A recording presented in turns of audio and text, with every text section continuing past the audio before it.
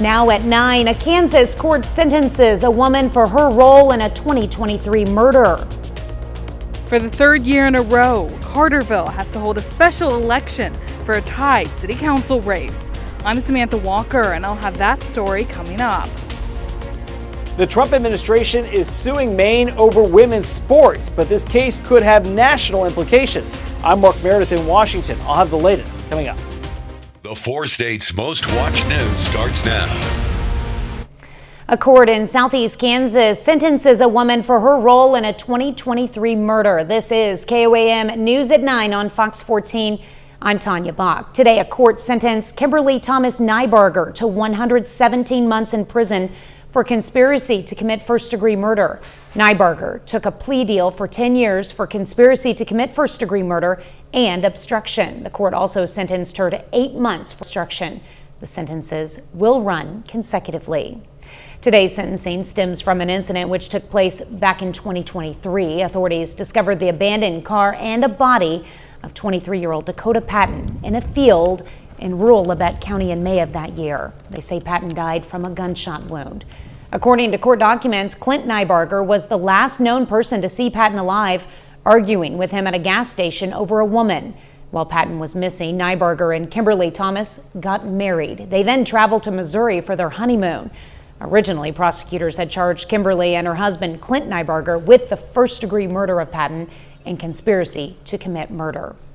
Now, in October of 2024, Clint Nybarger pleaded guilty to amended charges of second-degree murder and conspiracy to commit first-degree murder. While the courts have yet to sentence him, a sentence of 24 years has been recommended. Spire customers may soon see an increase to their gas bills. The utility company plans to ask the Public Service Commission in Missouri to approve a roughly 15% rate increase, which Spire says would equal about $14 per month. The increase would begin in the fall of this year. If approved, the utility company says it will use the funds to help pay for an upgrade to its infrastructure.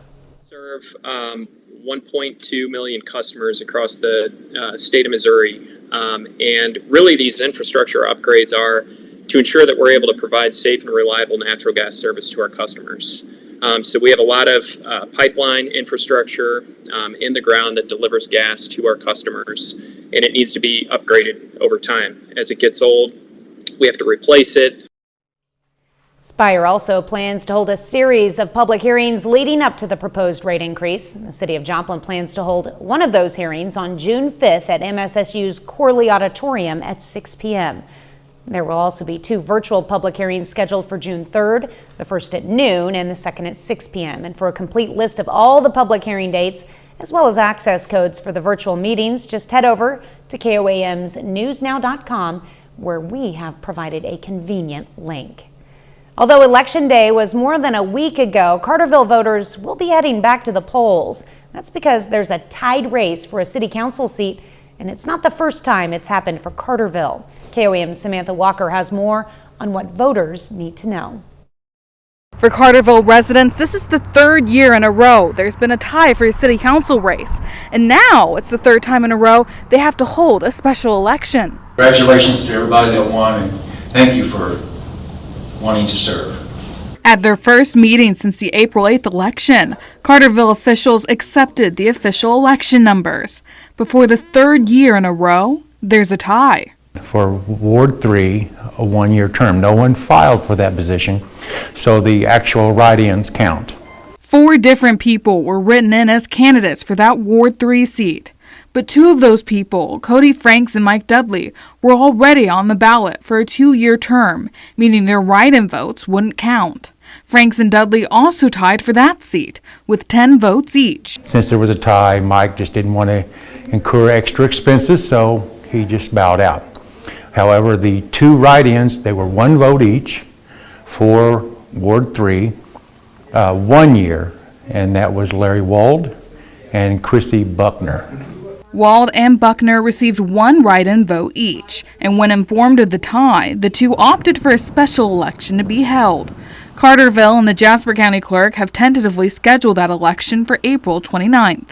At the Carterville United Methodist Church, there'll be a special election all day, just like a regular election, So it comes at a cost to the city, but we are incurring it. We've already wrote the check, and it's being sent out. The county clerk says the city is paying $798 to hold that special election. Reporting in Carterville, Samantha Walker, KOAM News. We'll have the results of the upcoming special election race available on our website at KOAMnewsnow.com. City of Joplin wants to hear from its residents concerning their recycling experiences. City staff plan to host a booth in front of City Hall at this week's Third Thursday event on Main Street. Residents are invited to drop by the booth and share their experiences, challenges, and ideas about recycling through a brief survey. In addition to this event, the city invites residents to participate in a recycling education and outreach planning open house from 4 to 6 p.m. on May 6th at the Joplin Public Library. The city plans to use the information to develop a recycling education and outreach plan to bolster recycling efforts in our area. Well, coming up, the mystery behind autism. Secretary RFK Jr. says he is committed to finding the root cause of autism and will have answers in just a few months. I'm Alexandria Hoff in Washington, and I'll have more coming up. And later, student visas revoked across the country, but Missouri State students are rallying behind their international classmates.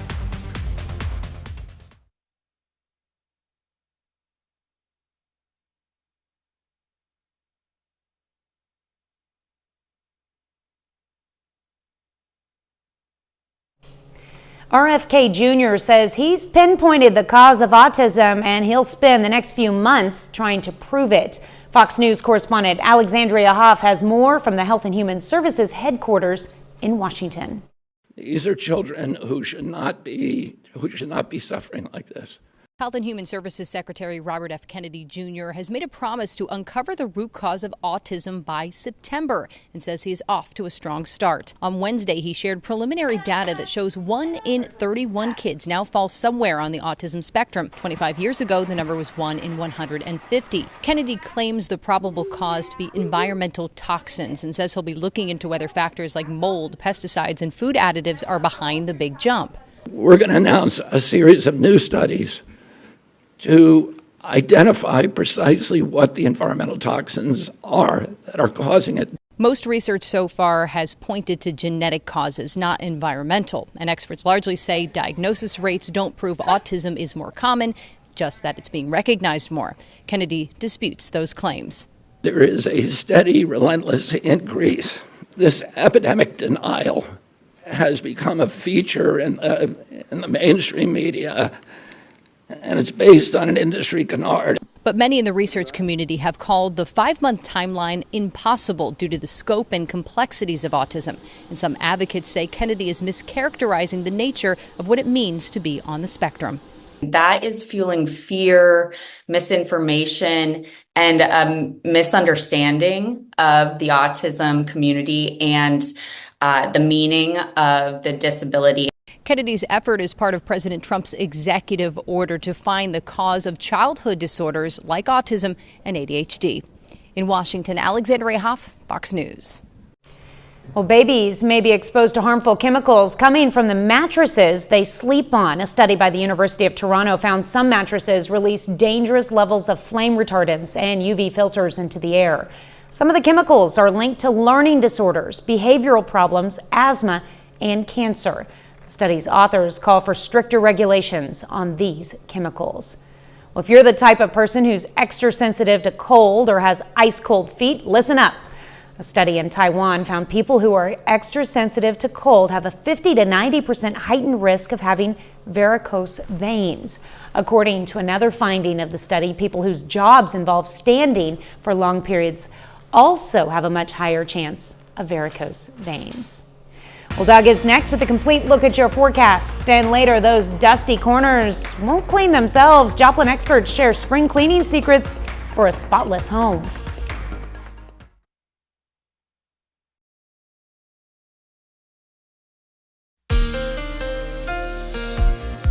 Well, it turned out to be a great Wednesday for us today. Quite a bit of sunshine, temperatures fantastic across the region. Most of us into the mid-70s during the afternoon. Great shot, Cornell Arts and Entertainment Complex Tower Cam, of course.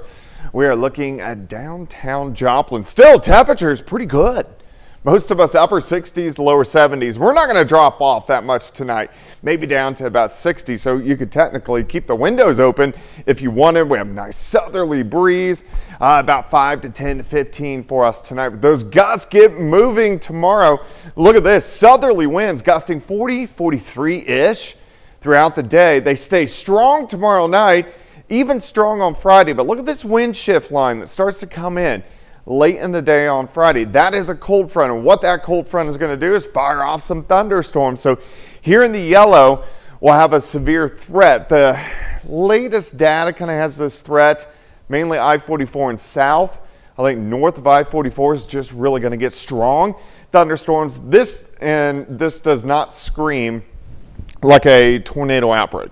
This is mainly wind and hail, but something we want to watch very closely over the next couple days. Had a few sprinkles shoot through, watching some thunderstorms just west of Wichita. This should become a complex and then drive east, but it's not going to get here until after midnight for us tonight. But we are going to get some scattered thunderstorms into the region. And then here's our next storm system, which is developing. All right, let's go through time. We're going to stop midnight. Look at this complex getting in. There could be some small hail. Can't rule out an isolated severe thunderstorm warning, very low grade, mainly just scattered thunderstorms kind of driving through after midnight tonight into Thursday morning. Any storms we start with, gone very quickly. We warm up. Look at this. High temps during the afternoon, 83, 84, 85 degrees. We stay mild. Again, tomorrow night, those southerly winds. Let's go into Friday. Warm up upper 70s. Here comes that front. So ahead of the front, late afternoon, here's 4:30, some hit and miss storms. Some of those could be stronger. And then along the front, we're going to get these thunderstorms getting going during the evening hours, and some of those could be severe. Again, main threat, gusty winds and some large hail, heavy amounts of rain, periods of showers and thunderstorms as we go through Friday night all the way into Saturday morning. All right, day planner on your Thursday, 63 to start, 75 by noon. High temp right around 83 degrees. Let's go into your weekend. Of course, the storms all the way into Saturday morning. Good news here on Saturday. I think the severe threat's going to stay just south of us, kind of northwest Arkansas down toward Little Rock. But we are going to have rounds of showers and thunderstorms in the morning hours. A little bit of a break, and then here we go again on Easter Sunday. Looks like we're going to start on the wet side.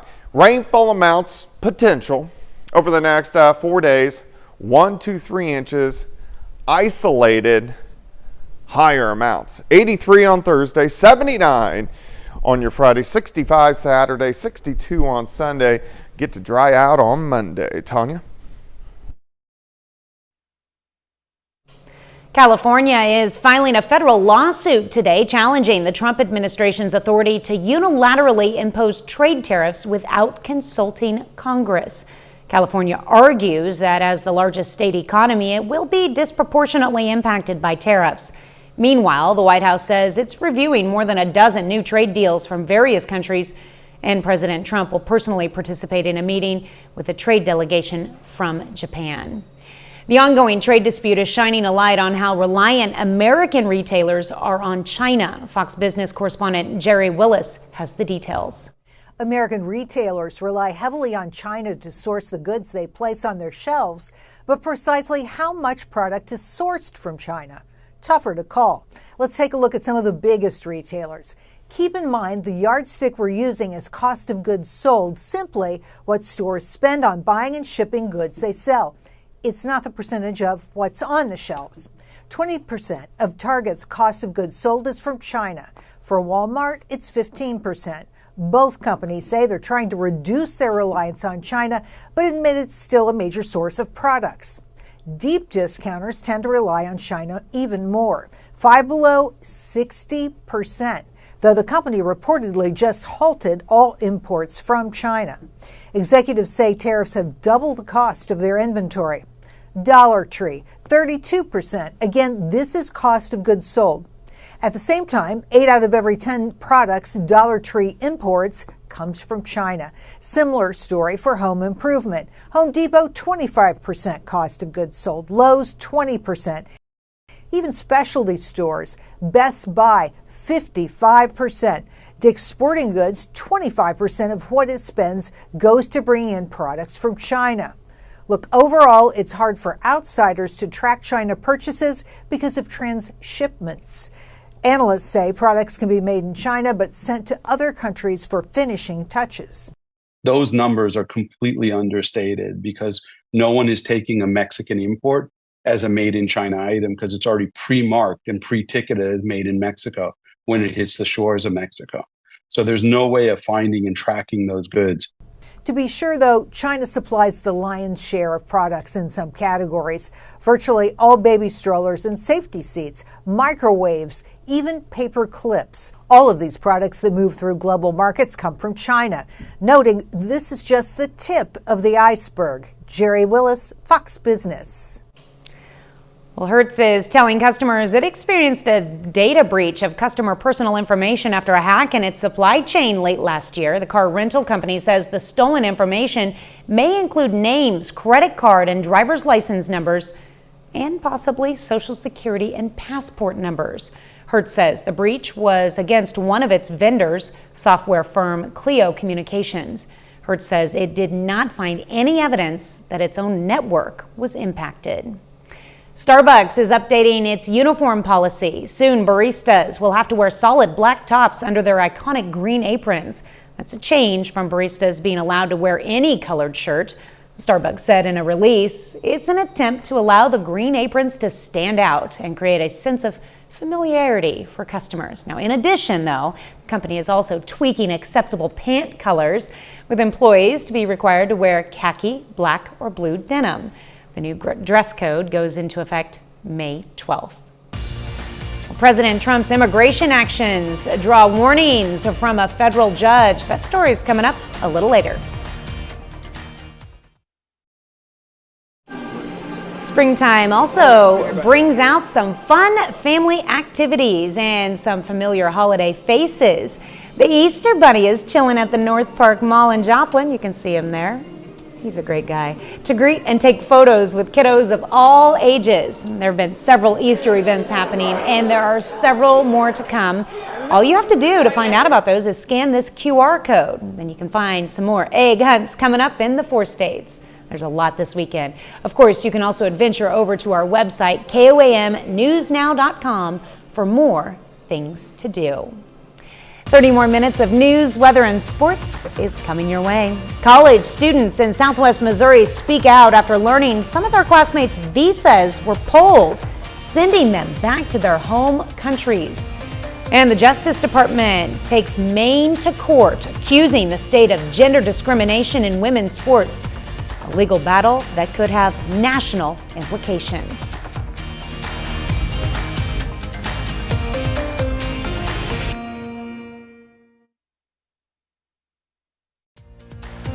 You're watching the 4 States Most Watched News. This is KOAM News at 9 on Fox 14. I'm Tanya Bach. A federal judge who's been pushing the White House for answers over its deportation practices turns up the heat, threatening possible contempt charges if administration officials do not cooperate. Federal Judge James Boasberg is finding probable cause to hold the Trump administration in criminal contempt for willfully ignoring his order to stop deportation flights. Democrats also put pressure on the White House over the case of Kilmar Abrego Garcia, a Maryland man who the DOJ admits was wrongly deported to a prison in El Salvador. The White House, though, maintains Abrego Garcia's deportation was not a mistake and claims it has no jurisdiction to bring him back. Administration officials insist Abrego Garcia is part of the notorious gang MS-13, a claim his family denies. Well, student visas are being pulled across the United States, sending international students back to their home countries. And one student from Drury University in Springfield has already been sent back. And 6 students from Missouri State in Springfield just had their visas revoked. Reagan DiTrolio reports. No one's entitled to a student visa. The press covers student visas like there's some sort of birthright. No, a student visa is like me inviting you into my home. As a student, it makes me feel very angry and upset for the students that are being taken away because they don't deserve that. Missouri State student Michelle Mysick says she was appalled when she heard about her fellow college students' visas getting revoked. We're all Bears, we're all supposed to be a family, so why are you trying to pull away that family? Other students like James Morrison say it's unfair to the international students who worked so hard to get a student visa in the first place. If you want to better your life, you should feel like America can do that for you. And I feel like what we're doing is we're setting a precedent that, hey, if you're not American, don't be here. And I think that's like the worst thing we can be doing. Students like Mysick and Morrison say they want their university to support its international student body during this time of transitioning. Why don't you stand up and be their voice, because something they fought so hard for is just being ripped away from them. The students stress that not everyone is so lucky to get an education here in the U.S. We have the privilege of doing this, and for them, they have to jump through these hurdles, and now it's like, here's this brick wall. And, you know, that sucks. While Mysick and Morrison get to continue attending classes, there are others that no longer have that luxury. They deserve to be here. They deserve to better their education and their lives. Well, no one from MSU or Drury's administration agreed to be interviewed on camera, but Drury did provide a statement saying it's supporting its one student deported so they can complete their degree and graduate on time. Now, also in a statement, Missouri State says it's encouraging its 6 students impacted to seek legal counsel. After weeks of feuding between the Trump administration and Maine Governor Janet Mills over women's sports, the Justice Department takes action. Fox News correspondent Mark Meredith has the latest. The Justice Department is launching a legal battle against the state of Maine over what it calls gender discrimination in women's sports. Attorney General Pam Bondi announcing a lawsuit against Maine's Department of Education for allowing transgender athletes to participate in female sports. She alleges the state's in violation of Title IX, which prohibits sex-based discrimination at schools receiving federal aid. This is about sports. This is also about these young women's personal safety. I've met many of these women throughout the past weeks and months, and what they have been through is horrific. The lawsuit comes just days after the Trump administration tried to cut all of Maine's federal funding for public schools and its school lunch program over this issue. She threatened to cut off funding. That didn't make any sense. I hope Governor Mills will recognize that her political feud with the president will deprive the students in her state of much more than the right to fair sporting events. Maine's Governor Janet Mills says she won't cave to the administration. In a statement Wednesday, Mills calls the move an unprecedented campaign to assert political pressure. However, local school administrators say this is a battle they can't afford. Local schools are kind of dealing with and being caught in the middle of the fight between federal government and the state government. Rural schools right now, our budgets are struggling. And this is something that we can't afford to spend extra money on. And this case could stretch well beyond Maine. The Attorney General says she's looking into suing other states, including Minnesota and California. In Washington, Mark Meredith, Fox News. Well, Doug is next with a complete look at your forecast. And later, industry experts give the U.S. an C grade on this year's infrastructure report card. Find out what needs the most improvement.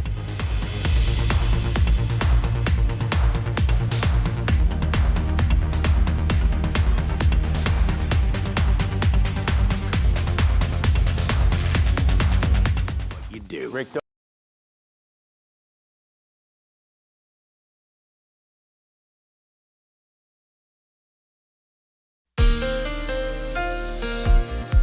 Well, it turned out to be a great Wednesday for us today. Quite a bit of sunshine. Temperatures fantastic across the region. Most of us into the mid-70s during the afternoon. Great shot. Cornell Arts and Entertainment Complex Tower Cam, of course.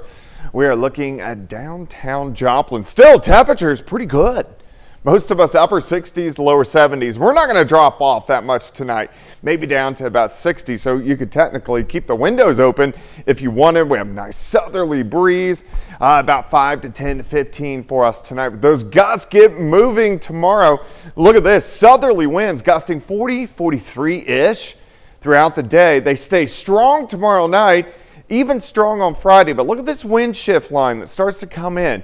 late in the day on Friday. That is a cold front, and what that cold front is going to do is fire off some thunderstorms. So here in the yellow, we'll have a severe threat. The latest data kind of has this threat, mainly I-44 and south. I think north of I-44 is just really going to get strong thunderstorms. This does not scream like a tornado outbreak. This is mainly wind and hail, but something we want to watch very closely over the next couple days. Had a few sprinkles shoot through, watching some thunderstorms just west of Wichita. This should become a complex and then drive east, but it's not going to get here until after midnight for us tonight, but we are going to get some scattered thunderstorms into the region. And then here's our next storm system, which is developing. All right, let's go through time. We're going to stop midnight. Look at this complex getting in. There could be some small hail. Can't rule out an isolated severe thunderstorm warning, very low grade. Mainly just scattered thunderstorms kind of driving through after midnight tonight into Thursday morning. Any storms we start with gone very quickly. We warm up. Look at this. High temps during the afternoon, 83, 84, 85 degrees. We stay mild. Again, tomorrow night, those southerly winds. Let's go into Friday. Warm up, upper 70s. Here comes that front. So ahead of the front, late afternoon, here's 4:30, some hit and miss storms. Some of those could be stronger. And then along the front, we're going to get these thunderstorms getting going during the evening hours, and some of those could be severe. Again, main threat, gusty winds and some large hail, heavy amounts of rain, periods of showers and thunderstorms as we go through Friday night all the way into Saturday morning. All right, day planner on your Thursday, 63 to start, 75 by noon. High temp right around 83 degrees. Let's go into your weekend. Of course, the storms all the way into Saturday morning. Good news here on Saturday. I think the severe threat's going to stay just south of us, kind of northwest Arkansas down toward Little Rock. But we are going to have rounds of showers and thunderstorms in the morning hours, a little bit of a break, and then here we go again on Easter Sunday. Looks like we're going to start on the wet side.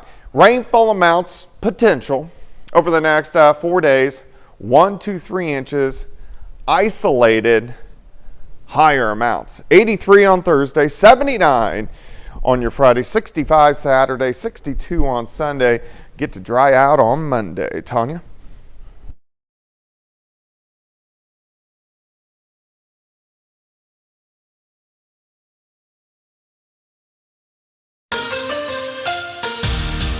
It's a big day for several of our local athletes across the 4 states as they sign national letters of intent to play their sport at the next level.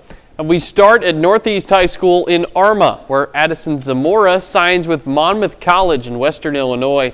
She's been a standout in the pool for the Vikings because Zamora will join Monmouth's swim team. She's just the second student athlete in Northeast High School history to swim at the collegiate level. Got to learn the campus, get to meet all the swimmers that I would be swimming alongside. They have an amazing political science program, which I'm interested in, and I can also study abroad. So it kind of just checks everything off my list that I wanted. So it's kind of just my dream school. Meanwhile, at Labette County High School, Bethany Barger signs a national letter of intent. She's keeping her talents right here in southeast Kansas and is headed to Neosho County Community College for track. When I went and I toured there, the coach was really nice. He actually knows my current coach now. So, I don't know, I just kind of felt like home. That's why I ended up choosing where I chose. Now to Missouri at Webb City High School. A couple of Cardinal seniors signed this afternoon as well. Colden Hood will play soccer at South Dakota School of Mines and Technology. Kara Long, she signs with North Central Missouri College for basketball.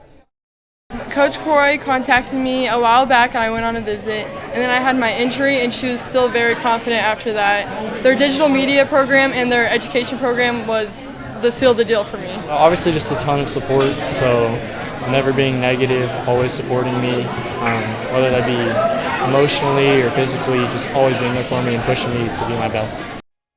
Now to Kansas High School softball. Galena hosts Colgan in a CNC doubleheader.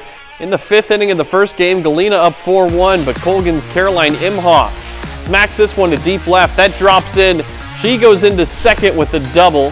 Now with 2 outs in the inning, Lauren O'Brien brings her home with a single that gets through the infield. It's 4-2 Bulldogs. Bottom of the inning, runner on first. Mackenzie New drives one. That goes all the way to the fence. She's into second easily with the double. They score one on an RBI ground out. Next up, Jordan Beauchamp skies one on the infield. That drops. Another run comes home. Galena up 6-2. We're in the same inning still. Runner on third now. Michaela Matthews finds the hole for a single. Bulldogs up 8-2. They beat the Lady Panthers 8-6 in game 1, but Colgan wins the second contest 14-3. And tonight marks our first edition of Diamond Deep Dive here on Fox 14. Every Wednesday night during the baseball season, I'll give you the latest on the Royals and the Cardinals, who play several games on our airwaves this year. We'll start with the Redbirds, who take care of the Astros 4-1 at home this afternoon. This win gives St. Louis the series victory over Houston, and that makes it 3 series in a row the Cardinals have won. Lars Nootbaar with the highlight of the game. You just saw it, his 3-run homer. And Thomas Saggese, he continues his hot start at the plate. He has 2 hits today, including an RBI double. It's obviously early in the year, very early at that, but the NL Central is tight at the top right now. Cards, they're in 4th place at 9-9, but only a game and a half behind the first place Cubs. Meanwhile, tonight, the Royals, they're on the receiving end of a series sweep. They fall to the Yankees. Final score 4-3. That makes it 5 losses in the last 6 times out for KC. And as we take a look at the standings in the American League Central, the Royals, they're in 3rd place at 8-11, 2.5 games behind the Tigers, who are in 1st place. That's it for sports. We're back right after this.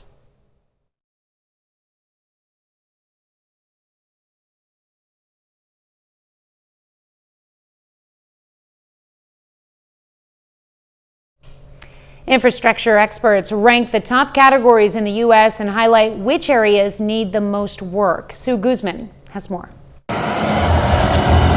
As the school calendar ticks down, other industries are also trying to make the grade. The 2025 report card for America's infrastructure gives an overview on what is working well and what needs to be improved. Similar to our human body, we do annual checkups. If you look at it, an aging infrastructure actually needs a constant maintenance or repair. Overall, the country's infrastructure scored a C grade with improvements on 8 of the 18 assessed categories. The C is actually close to passing grade, but it can be much higher. While the report marks the first time since 1998 that no categories received a D-, areas like roads, energy, and schools showed the biggest signs for upgrades. There are some of them like dams and levees. They're very important for our getting our water resources to our homes. When it comes to roads, more work is likely needed on everything from interstates to rural roads. The road network is one of the largest networks in the world, the U.S. road network. So they need to be worked on. Meanwhile, categories with some of the largest impacts to the nation's economy, rail and ports, ranked at the top of the report card. So that means the goods that come from different ports can be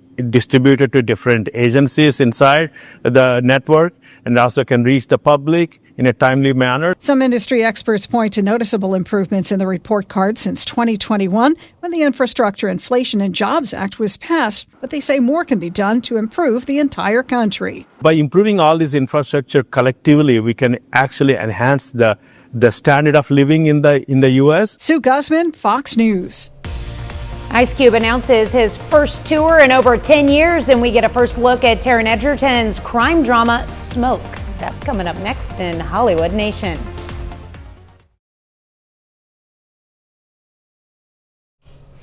A first look at season 3 of And Just Like That. And a rap superstar gets immortalized in cement. Fox's Ashley Dvorkin has a look at these stories and more in today's Hollywood Nation. Carrie and crew return. Egerton investigates and Ice Cube celebrates in the Hollywood Nation. Ice Cube is hitting the road for the first time in over a decade. The rap mogul will celebrate his 40-year career with the Truth to Power 4 Decades of Attitude tour. The North American trek kicks off September 4th at Barclays Center in Brooklyn, New York. The announcement was made the same day Cube was immortalized with a handprint footprint ceremony at the famed TCL Chinese Theater Tuesday morning. Taron Egerton hunts down pyromaniacs for his next project. Apple TV Plus released first look images of the crime drama Smoke, starring and executive produced by Egerton. He plays an arson investigator working with a police detective pursuing 2 serial arsonists. The show premieres June 27th. There's nothing like summer in New York City. More in today's First Looks. The trailer for Season 3 of And Just Like That teases relationship drama for Carrie, who is trying to make her long-distance relationship with Aiden work while feeling a connection with her neighbor. The upcoming episodes will also feature Charlotte's daughter finding romance with a ballet dancer, Miranda and Seema navigating the New York City singles scene, and Lisa Todd Wexley having a work crush. The show returns to Max May 29th. Life is a story we get to write every day. In Hollywood, Ashley Dvorkin, Fox News. And that's our time for tonight. Thank you for joining us. We're going to leave you with video of meerkats mesmerized by colorful eggs during an Easter egg hunt at a zoo in Germany. Can't beat that. Have a great night and an even better tomorrow.